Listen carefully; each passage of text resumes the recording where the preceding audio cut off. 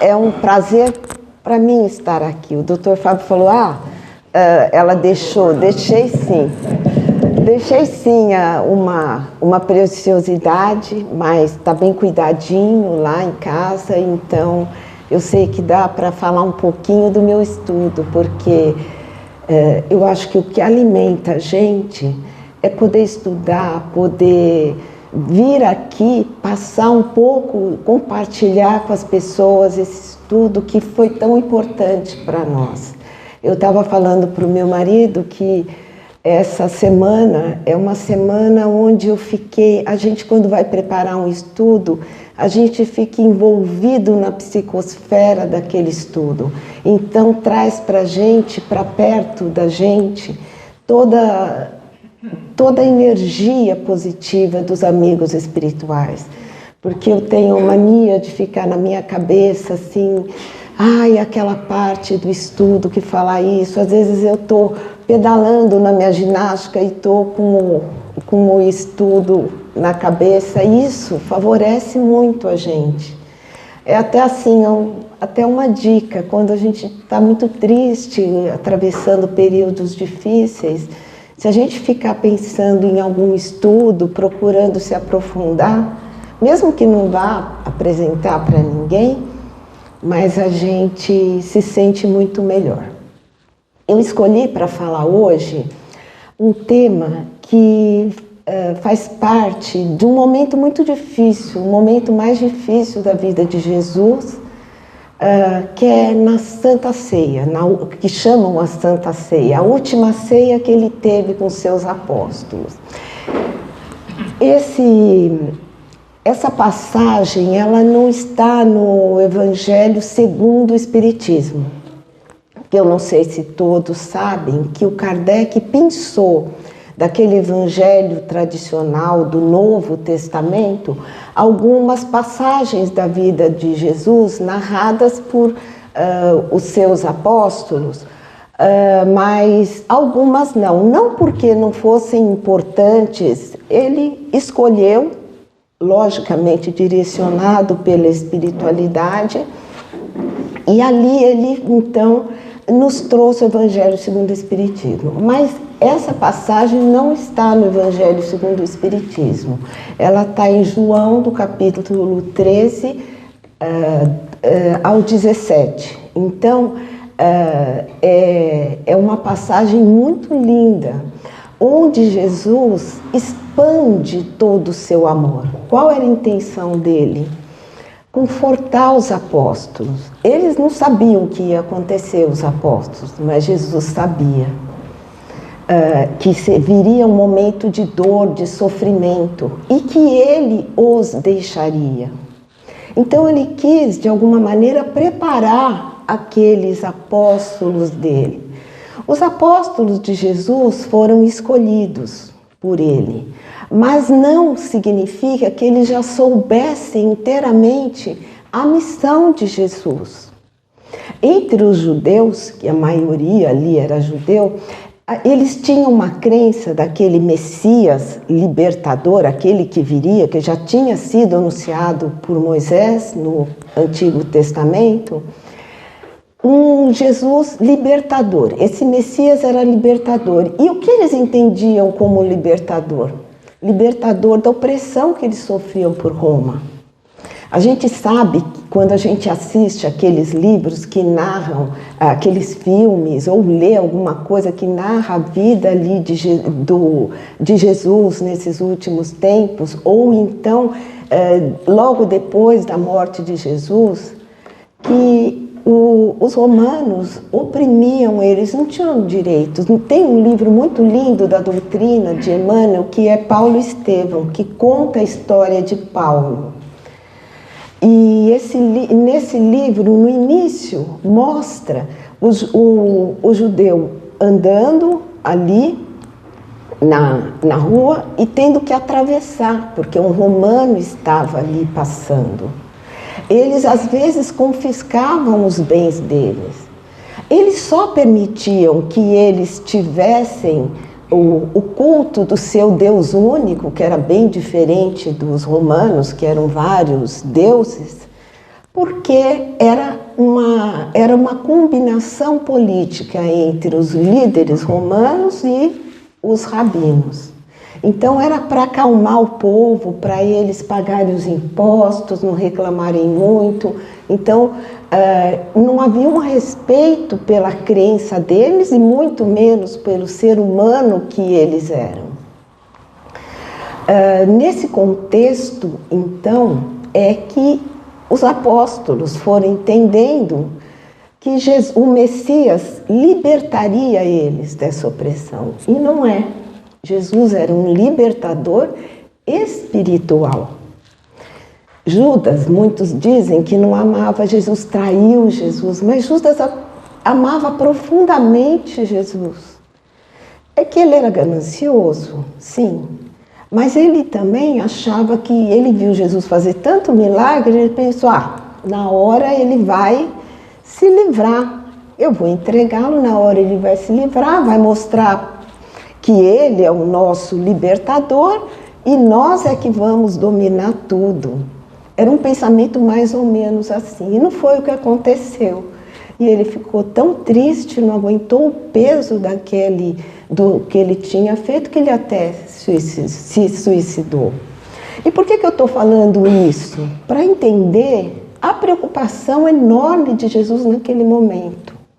Ele sabia que ele ia sofrer, ia ser um momento de dor difícil, e ele ia deixar os apóstolos. Então ele quis prepará-los de alguma maneira, vamos dizer assim, dar uma repassada nos seus ensinamentos para poder prepará-los um pouquinho melhor. Então ele começou demonstrando uma humildade. O que ele fez? Eu vou lavar os pés dos apóstolos. Pedro não queria. Não, imagina o Senhor lavando os nossos pés. E ele mostrando que quem quer ser o maior tem que servir melhor. Então é nessas demonstrações que ele fez, nas suas palavras de conforto aos seus apóstolos, ele deixou então a sua mensagem.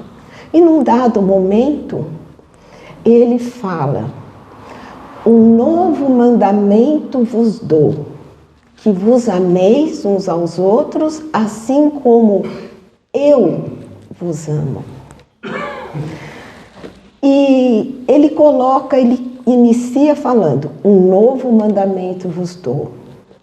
Daí a gente lembra, mas já não tinha amar a Deus sobre todas as coisas e ao próximo como a si mesmo? Esse mandamento foi trazido por Moisés, não foi nem trazido por Jesus. Ele era um pouco assim, ignorado entre os judeus, né? O amar ao próximo como a si mesmo.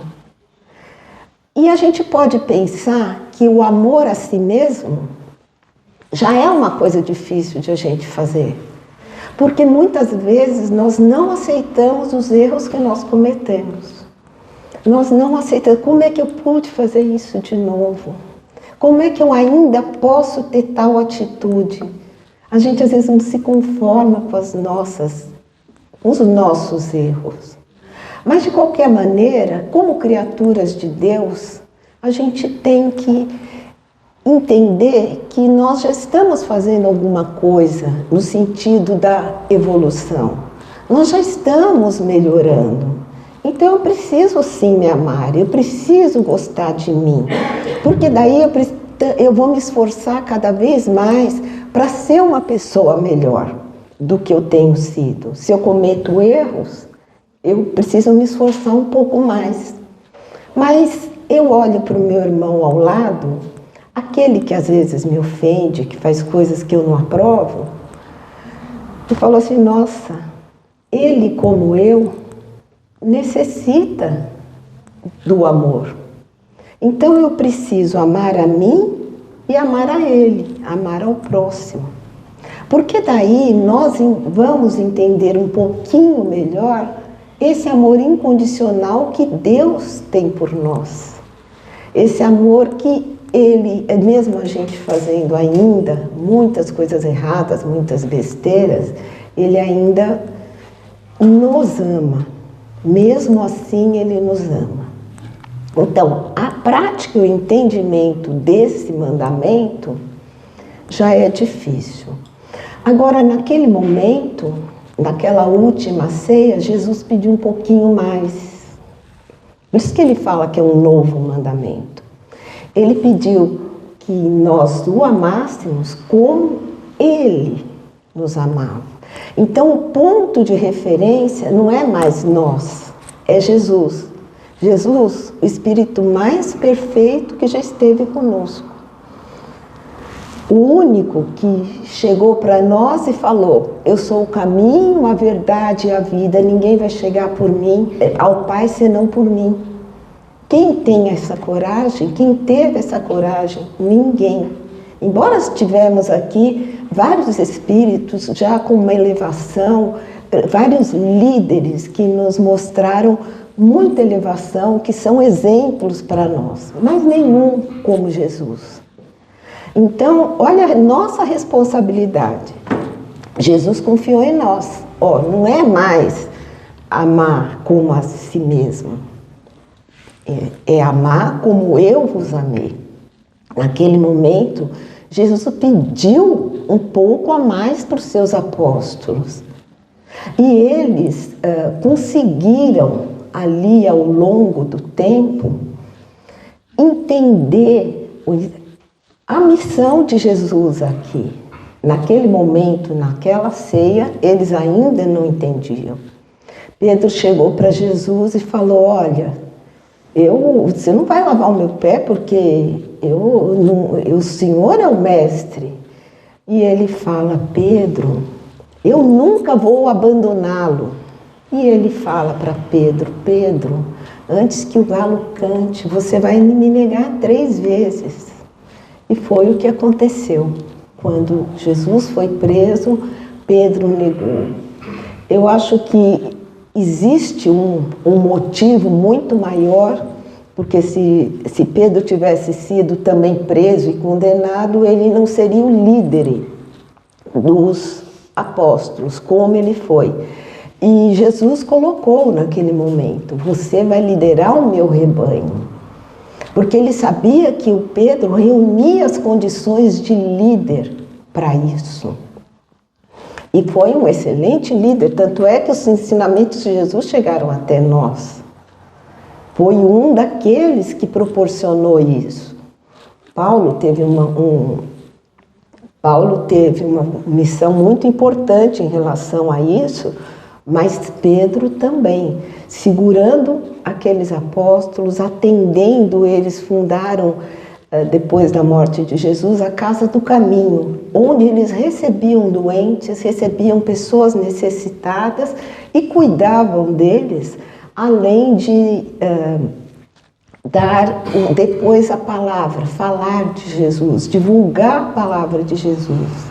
Então, ali ele estava já prevendo que, embora imperfeito, ele ia negar Jesus, ia negar que o conhecia, ele faria um trabalho muito importante.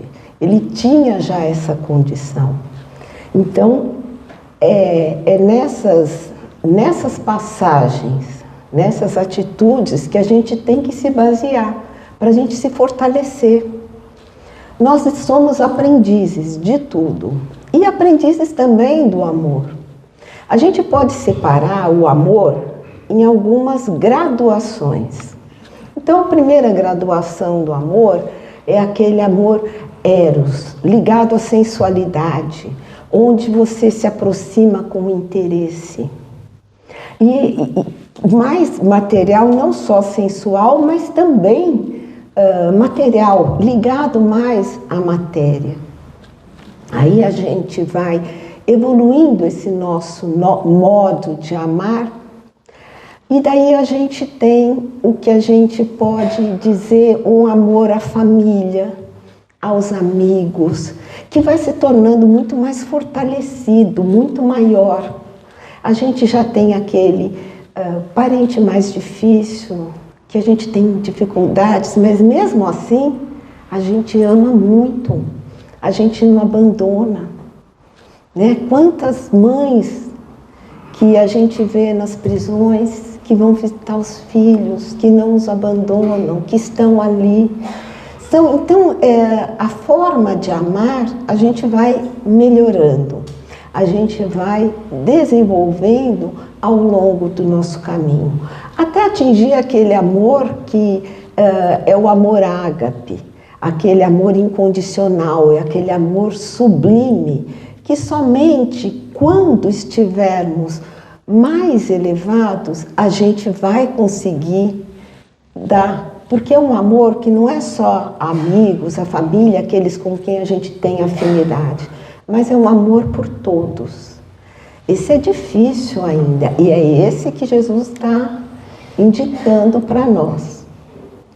Mas a gente tem que ir trabalhando, a gente não pode se desanimar, a gente tem que continuar, tem que ser perseverante no nosso modo de pensar e aproveitar as oportunidades que a vida nos oferece para desenvolver esse amor. Tem uma história que eu não sei se são todos que conhecem, a história de Victor Hugo, Os Miseráveis. Não sei se você tem filme, Os Miseráveis, aliás, recomendo, é um filme lindo. E tem um livro também. Ele conta a história de um homem chamado Jean Valjean. Ele vivia ali na França, muito frio, e no inverno ele trabalhava com o jardim. No inverno, aquela neve cobrindo os jardins, ele ficou sem trabalho, ele não conseguiu trabalho em lugar nenhum.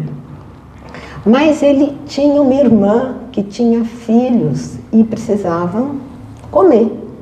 No momento de desespero, ele tentou roubar um pão para alimentar, para alimentar os seus sobrinhos. E nesse momento ele foi preso. Ele foi preso e condenado a uma prisão muito rude, muito cruel. E um homem simples que ele era, começou a se tornar muito violento. Ele, para se defender, ele acabou atacando as pessoas. Era a figura mais temida da prisão. Mas, enfim, depois de alguns anos, ele foi solto. Quando ele foi solto, ele foi com um documento que mostrava que ele tinha sido preso e tinha vivido naquela prisão. Então, ele não estava conseguindo trabalho de novo. E ficou pelas ruas, sem saber o que fazer. Até que uma alma boa falou para ele: vai na casa do bispo Muriel, ele vai atendê-lo, ele vai ajudá-lo, ele ajuda muitas pessoas. Então ele foi. Chegando lá, tarde da noite, o bispo recebeu com todo carinho, com todo amor. Já era uma pessoa que a religiosidade dele era muito além do seu título de bispo. Ele cumpria realmente as suas obrigações como cristão. Recebeu aquele Jean Valjean, inclusive usou talheres de prata para lhe dar uma refeição, candelabro de prata ele colocou à mesa. Até engraçado que a criada do bispo achou aquilo muito, para que vai pôr prata para ele? E ele, não, vou colocar o melhor que eu posso para ele. Depois, lhe deu um quarto e falou: amanhã, descansa, amanhã nós conversamos.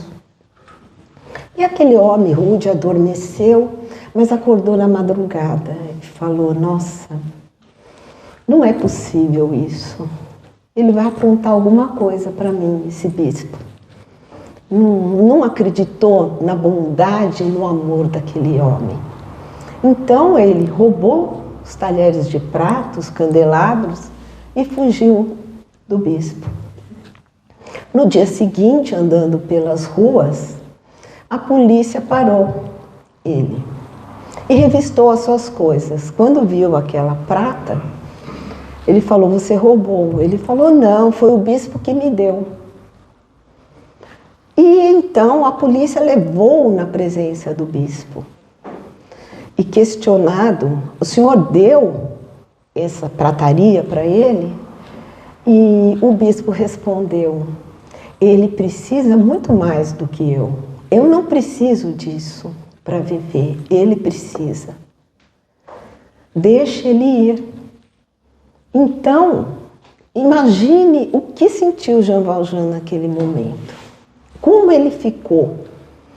Sem ação. Ele nunca tinha sido tão bom, ninguém tinha sido como aquele homem estava sendo. E ele ficou desnorteado. Foi para a rua, ainda teve uma passagem que ele agrediu um menino. E na hora que ele fez isso, ele sentou e chorou profundamente. E naquele momento, onde ele estava ali no fundo do poço, ele pôde perceber que ainda havia amor no mundo. E que esse amor podia salvá-lo, podia fazê-lo recuperar a sua vida, a sua esperança. E a história se desenrola de uma maneira que esse homem bruto, ele vira um prefeito muito bom, que fazia obras muito bonitas. Então, o amor daquele bispo por um homem fez com que ele trabalhasse e modificasse a vida de muitas pessoas. Então, às vezes a gente acha que a gente não faz nada em relação ao Evangelho, a Jesus, mas nós procurando atender uma pessoa que está do nosso lado, que você trata de uma maneira amiga, que você consegue às vezes perdoar uma pessoa que te fez tanto mal, e você olha para aquela pessoa e enxerga nela um irmão que erra como você erra também. Eu também erro, todo mundo erra em algum momento da vida. E nesse momento que a gente pode ajudar alguém, a gente pode estar expandindo esse amor de Jesus. Nós somos vasos de barro, ainda imperfeitos. Aquele vaso, às vezes até com rachaduras, lascado, mas nós já carregamos dentro de nós o perfume de Jesus. Ele está dentro de nós, porque está na nossa essência. Então, nesse nosso caminhar, tropeçando, que a gente tropeça muito, se a gente tiver perseverança, a gente vai chegar lá, ajudando um, ajudando o outro, demonstrando esse amor ágape, demonstrando esse amor maior que Jesus está nos pedindo. Nessa lição, na última ceia, hoje nós somos os seus apóstolos. Então, nós recebemos esse novo mandamento, que vos ameis uns aos outros, assim como eu vos amei. Esse é um objetivo que a gente tem que traçar para a nossa vida, para a gente seguir, para não ficar só naquela leitura, naquela coisinha do dia a dia. Vamos procurar desenvolver dentro de nós esse amor maior que Jesus nos recomendou.